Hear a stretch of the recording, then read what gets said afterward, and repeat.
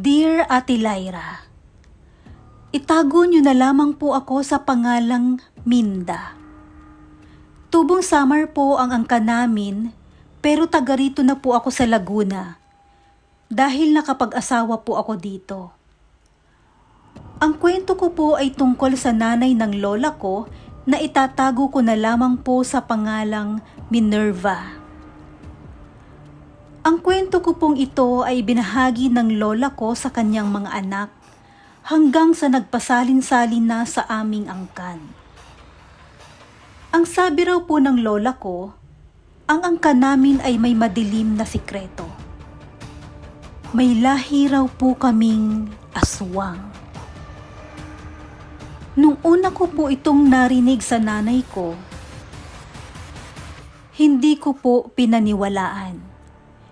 Inisip kong tinatakot lang niya kami para lang maniwala na may aswang. Sino ba naman ang may gusto na galing siya sa lahi ng mga aswang?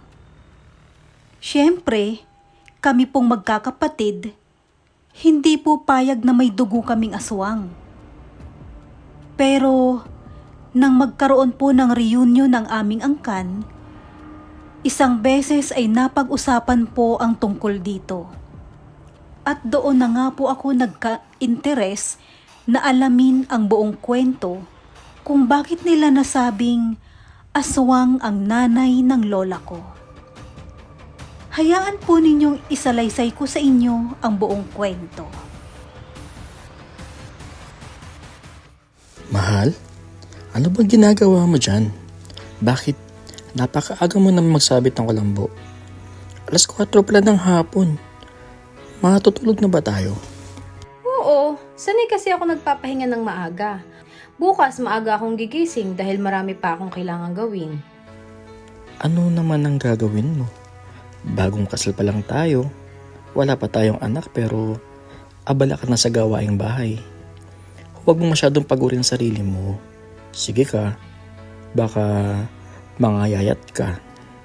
Mapapagalitan ako sa mga magulang mo niyan.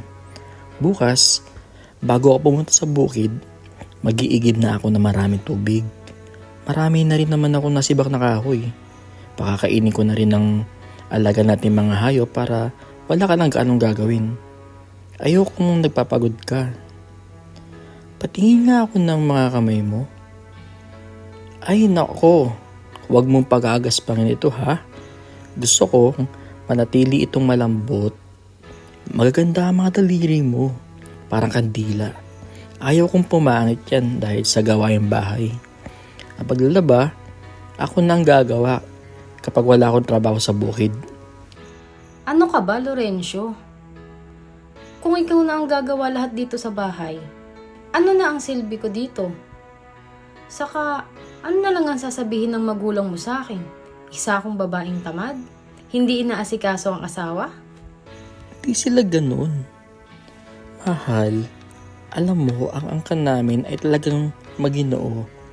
Ayaw namin nahihirapan sa gawaing bahay ang mga asawa namin. Baka nga ako pa ang pagalitan ni na mama at papa kapag napapagod ka. Alam mo naman sila, gusto nila ay magkaroon na agad ng apo sa atin. Paano ka mabubuntis kung palagi kang pagod? Tignan mo ang mga kapatid ko, nagpaparamihan na sila ng anak. Dapat habulin natin sila. Ano? Ayoko. Ayaw mo magkaanak sa akin? Mahal? Ayoko ng maraming anak. Sapat na ang 2. Sabagay. Sige, ayos na rin ang 2. Pwede na siguro natin gawin ngayon ang unang anak natin. Ha? Nakapaglatag ka na rin naman na higaan at nakapagkulambo na. Wala naman siguro masama kung gawin na natin yun.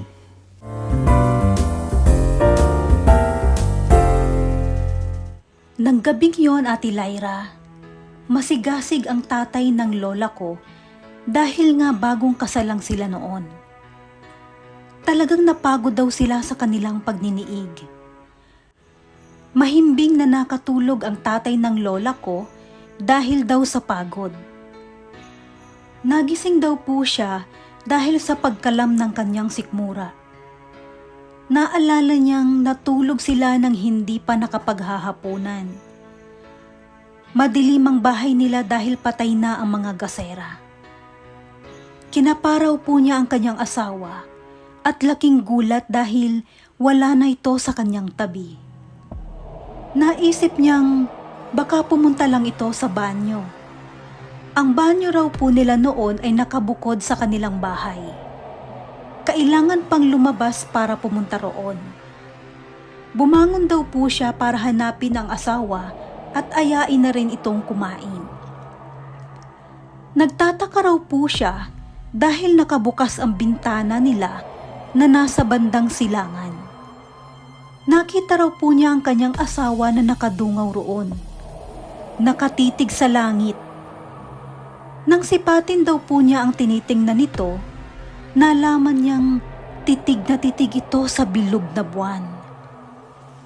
Napangiti raw po ang tatay ng lola ko dahil talagang napakaganda raw po ng buwan ng gabing yon.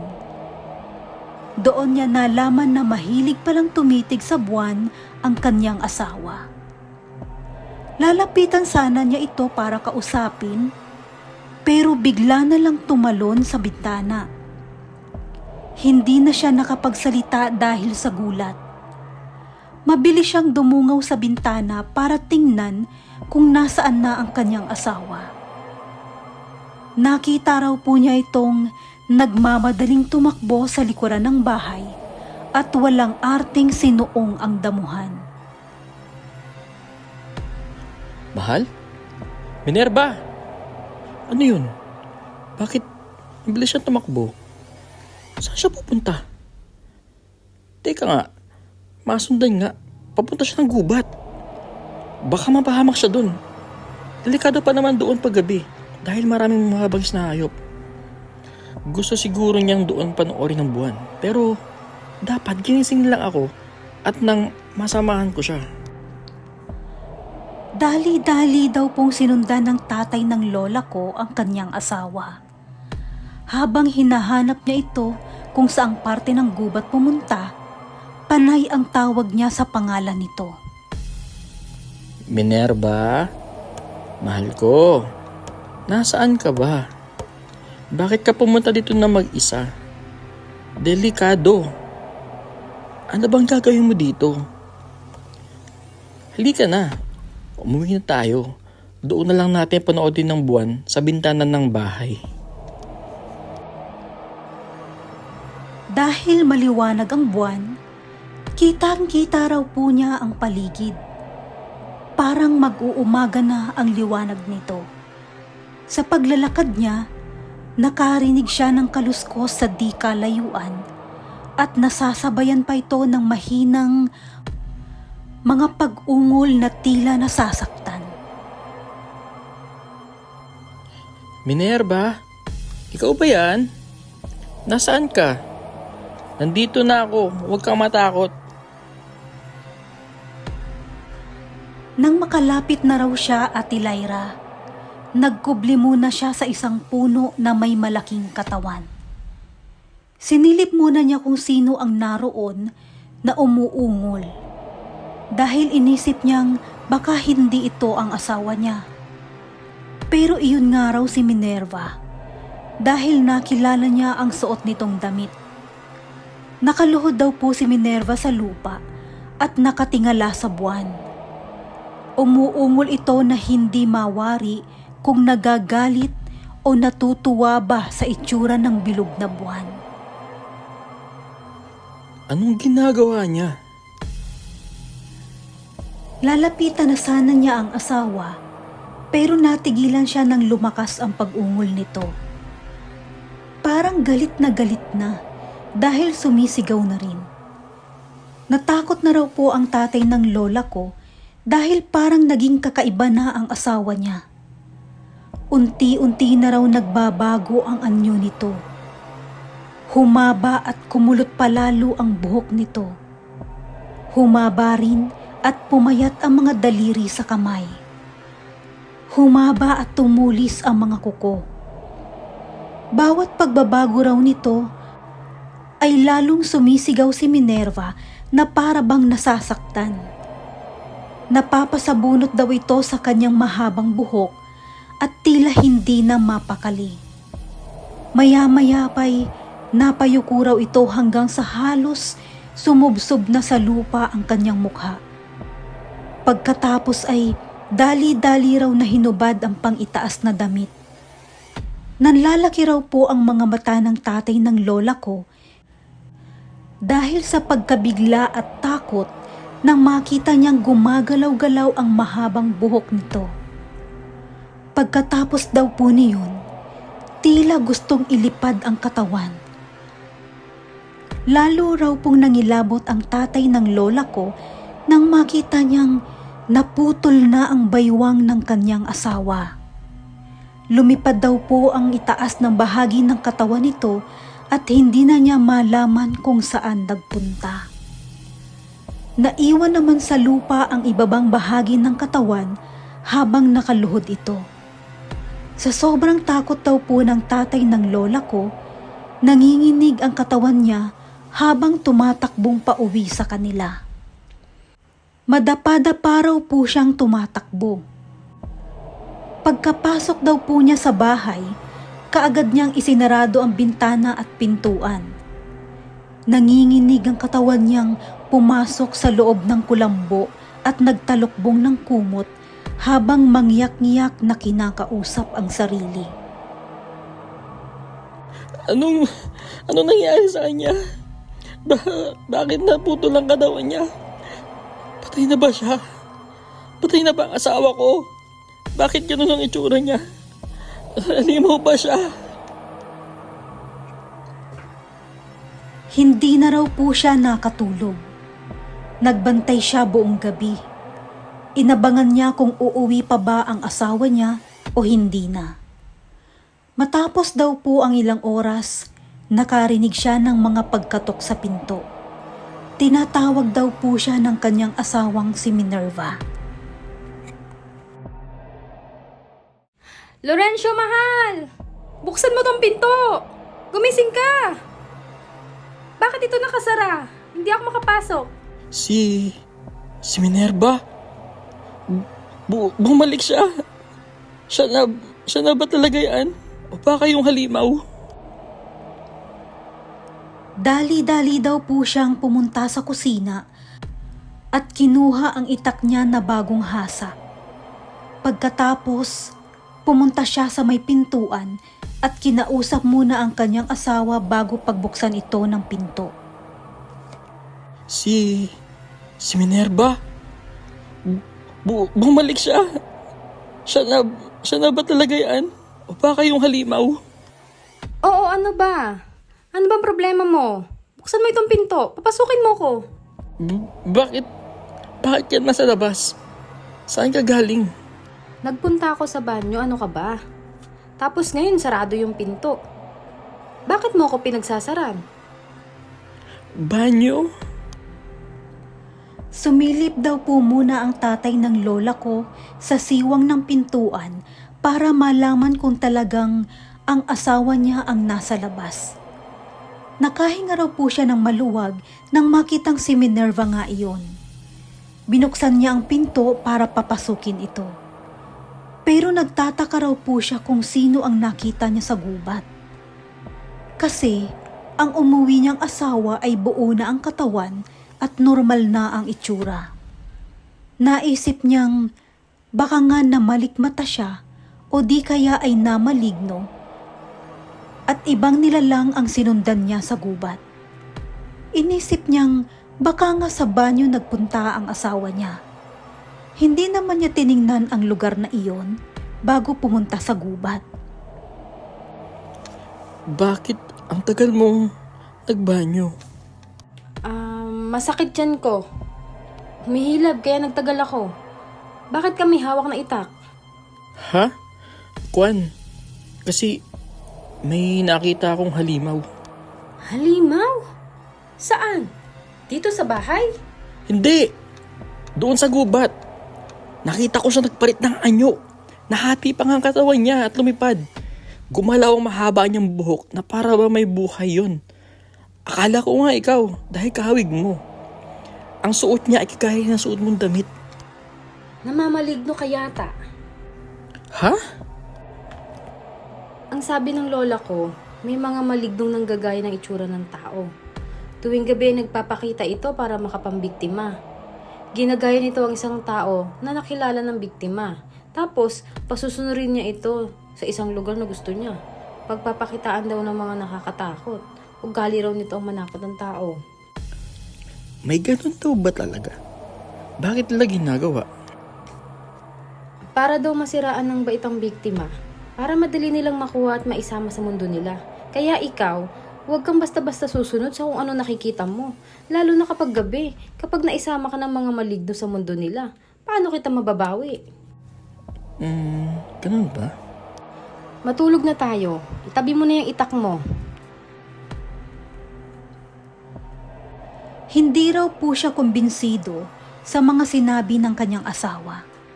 Kaya mula noon, tuwing gabi, mababaw na ang kanyang tulog para matyagan ang asawa niya. Pero ilang gabi na raw po ang lumipas at hindi na naulit ang pangyayaring yun, kaya naisip niyang baka nga tama ang asawa niya. Baka nga namaligno siya nung gabing yun. Pero lumipas pa ang ilang mga gabi at sumapit na naman ang kabilugan ng buwan. Nagising siya dahil wala na naman ang kanyang asawa sa kanyang tabi. Naisip niyang pagkakataon na yon para malaman ang totoo. Bumangon siya at lumabas ng bahay. Una niyang pinuntahan ang kanilang banyo para siguruhin kung naroon ba ang asawa niya. Pero wala ito roon, kaya naisip niyang baka nagpunta na naman ito sa gubat. Dali-dali siyang nagtungo doon, dala ang kanyang matalim na itak. Sa parehong lugar kung saan niya unang nakita ang halimaw, doon uli niya natagpuan ang asawa. Pero ang ibabang parte na lang ng katawan nito ang naroon. Dahan-dahan niya itong nilapitan. Kinilatis niyang mabuti at nalaman niyang talagang katawan ito ng asawa niya. Maya-maya, dumating na nga ito. Lumilipad-lipad muna sa paligid pagkatapos ay huminto sa tapat ng kaputol na katawan. Tumitig ito sa buwan hanggang sa unti-unting lumapat ang itaas na katawan at tuluyan ng nagdugtong sa kaputol. Pagkatapos na ito'y magdugtong, nag-inat-inat pa raw ang asawa niya upang masigurong maayos na uli ang katawan nito. Pagkatapos ay kinuha nito ang pang-itaas na damit na nakabagsak sa lupa at isinuot. Naglakad itong parang walang nangyaring kababalaghan. Bago daw po tumapat si Minerva sa pinagtataguan ng tatay ng lola ko, sinalubong na niya ito. Gulat na gulat daw po si Minerva nang makita niya ang asawang may dalang itak. Anong ginagawa mo dito? Ba't nandito ka sa gubat? Ngayon mo sabihin na mamaligno nga ako, Minerva. Ipaliwanag mo ngayon sa akin kung ano ang nangyari sa'yo. Anong klaseng halimaw ka? Magpaliwanag ka na bago pa kita putol-putulin. Baka maawa pa ako sa'yo at hindi kita mapatay. Dahil daw po sa takot ni Minerva sa tatay ng lola ko ng gabing yun, umiiyak siyang inilahad ang sekreto ng kanilang pamilya. Aswang kami, Lorenzo. Galing kami sa angkan ng abat. Mga uri ng aswang na manananggal pero walang pakpak. Dahil sa kapangyarihan ng buwan, nakakalipad kami. Aswang? Kailan pa kayo naging halimaw? Lorenzo, lahi na namin ito. Mula pa sa ninuno namin. Ang sabi ng lola ko, nagsanla ng espiritu ang ninuno namin sa dyablo para sa buhay na walang hanggan. Pero dahil tuso ang dyablo, buong angkan namin ang binigyan ng sumpa. Ginawa kaming mga aswang. Mga aswang na kailangan mambiktima ng tao. Dahil bawat binibiktima namin ay nagiging alay sa kanila. Ayaw ko itong gawin. Labag ito sa kalooban ko, Lorenzo. Pero anong gagawin ko? Kapag bilog ang buwan, Hindi ko na nakokontrol ang aking katawan. Sa oras na tumingin ako sa buwan, magpapalit anyo na ako. At nawawala na ako sa sarili ko. Matatauhan lang ako kapag nakuha ko na ang katawan ko at ang kailangan niya. Nagiging alipin ako ng dyablo kapag bilog ang buwan. Patawarin mo ako, Lorenzo. Hindi ko alam kung paano ito iwasan. Wala itong kagalingan. Kung papatayin mo ko, gawin mo na para matapos na rin ang paghihirap ko. Pero hindi ako mamamatay tao, Minerva. Lalong hindi ko kaya patayin ng asawa ko. Mahal na mahal kita. Pero isa kang halimaw. Bakit ka nagsinungaling sa akin? Bakit mo ito nagawa sa akin? Lorenzo, mahal kita. Totoo yun. Walang halong biro. Pero, kung hindi mo ako magagawang tanggapin, ayos lang. Wala kang kasalanan dito. Kung gusto mo, iwan mo ko. Ayos lang. Paano kapag nagkaanak tayo? Magiging kagaya mo rin ba sila? Wala akong balak ipamana ito sa mga anak natin. Hindi ako papayag na mangyari sa kanila ang mga bangungot na ito. Sapat na ako na lang. Sapat na ako na lang ang maghirap. Hindi ito pwedeng danasin ng iba. Ayoko na, Lorenzo. Pagod na ako sa sumpang ito.